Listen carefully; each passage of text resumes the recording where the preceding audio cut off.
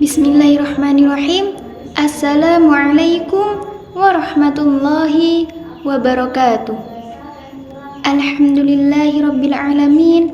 Assalatu wassalamu ala asrafil anbiya'i wal mursalin Sayyidina Muhammadin wa ala alihi wa sahbihi ajma'in. Amma ba'du.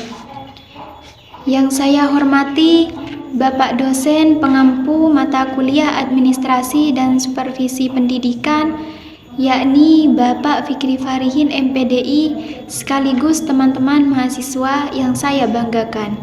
Langsung saja, saya atas nama Irodatul Jannah, Prodi Pendidikan Agama Islam semester 5, kuliah di Institut Agama Islam Al-Qadiri Jember, akan mempresentasikan tentang manajemen pendidikan, yang mana di dalam rumusan masalahnya itu yang pertama ada pengertian manajemen, yang kedua ada manajemen pendidikan, yang ketiga ada tujuan manajemen pendidikan, yang keempat pendekatan manajemen, yang selanjutnya prinsip manajemen, yang keenam yaitu ada fungsi manajemen, dan yang terakhir yaitu proses manajemen. Baik, langsung saja. Yang pertama yaitu saya akan menjelaskan tentang pengertian manajemen. Pengertian manajemen di sini para ahli memberi pandangan yang berbeda tentang batasan manajemen. Oleh karena itu, tidak mudah memberi arti universal yang dapat diterima semua orang. Namun demikian itu, dari pikiran-pikiran ahli tentang definisi manajemen, itu kebanyakan menyatakan bahwa manajemen merupakan suatu proses mendayagunakan orang dan sumber lainnya untuk mencapai tujuan organisasi secara efektif dan efisien. Dalam praktiknya di sini, melakukan manajerial dapat menggunakan kemampuan atau keahlian dengan mengikuti suatu alur atau prosedur keilmuan secara ilmiah, dan ada juga berdasarkan pengalaman dengan lebih menonjolkan kekhasan atau gaya manajer dalam mendayagunakan kemampuan orang lain.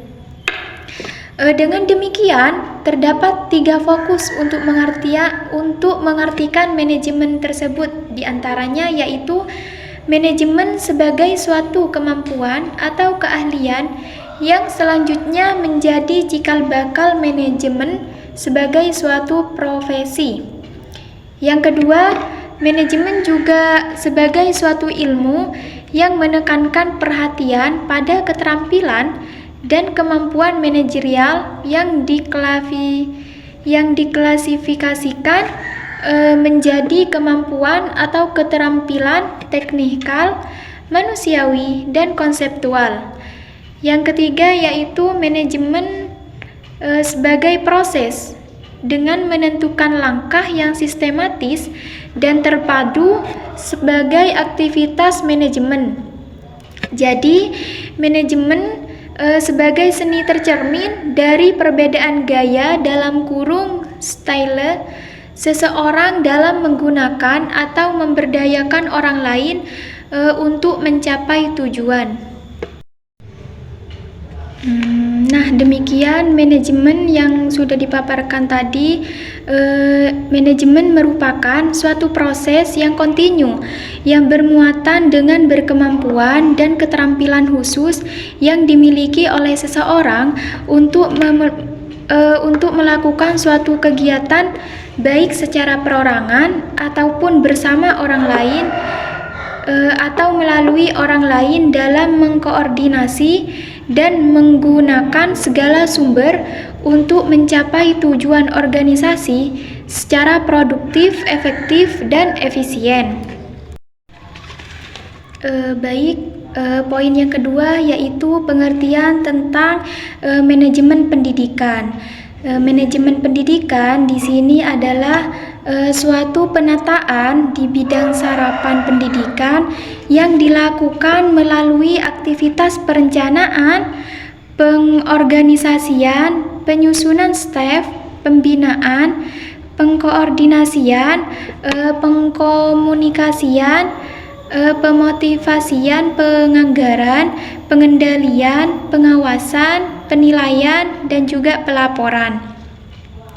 Adapun secara sistematis, tujuannya adalah mencapai tujuan pendidikan secara berkualitas. Jadi, sistem pendidikan memiliki garapan dasar yang dikembangkan, diantaranya yaitu terdiri dari bidang garapan peserta didik, bidang garapan tenaga, bidang garapan kurikulum, bidang garapan sarana prasarana, bidang garapan keuangan, bidang garapan kemitraan dengan masyarakat, bidang garapan bimbingan dan pelayanan. Selanjutnya poin yang ketiga yaitu tentang tujuan manajemen. Nah, di sini tujuan manajemen ada 4 tujuan manajemen, yaitu yang pertama ada produktivitas, yang kedua ada kualitas, yang ketiga ada efektivitas, dan yang terakhir efisiensi. Poin yang selanjutnya yaitu tentang pendekatan manajemen. Nah, di sini ada 11 macam pendekatan terhadap teori dan praktik manajemen.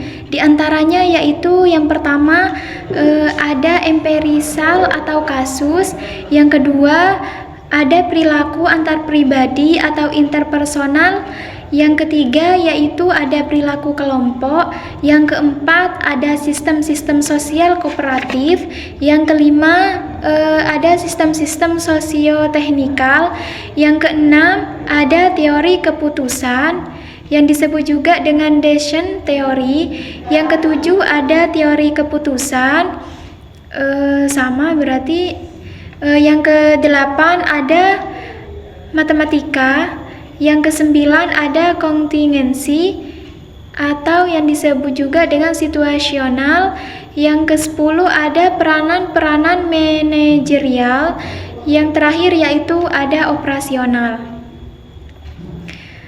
Poin yang selanjutnya yaitu tentang poin yang terakhir yaitu tentang prinsip-prinsip manajemen pendidikan. Nah, di sini prinsip-prinsip manajemen pendidikan diantaranya yaitu yang pertama memprioritaskan tujuan di atas kepentingan pribadi dan kepentingan mekanisme kerja. Yang kedua mengkoordinasikan wewenang dan tanggung jawab. Yang ketiga memberikan tanggung jawab pada personil sekolah, hendaknya harus sesuai dengan sifat-sifat dan kemampuannya. Yang keempat, mengenal secara baik faktor-faktor psikologis manusia. Yang terakhir, relativitas nilai-nilai. Baik, mungkin hanya itu yang dapat saya sampaikan. Kurang lebihnya mohon maaf apabila di dalam video pembelajaran ini ada tutur kata yang kurang sopan atau kurang berkenan. Saya mohon maaf yang sebesar-besarnya. Semoga di dalam video pembelajaran ini dapat bermanfaat bagi kita semua. Saya akhiri. Assalamualaikum warahmatullahi wabarakatuh.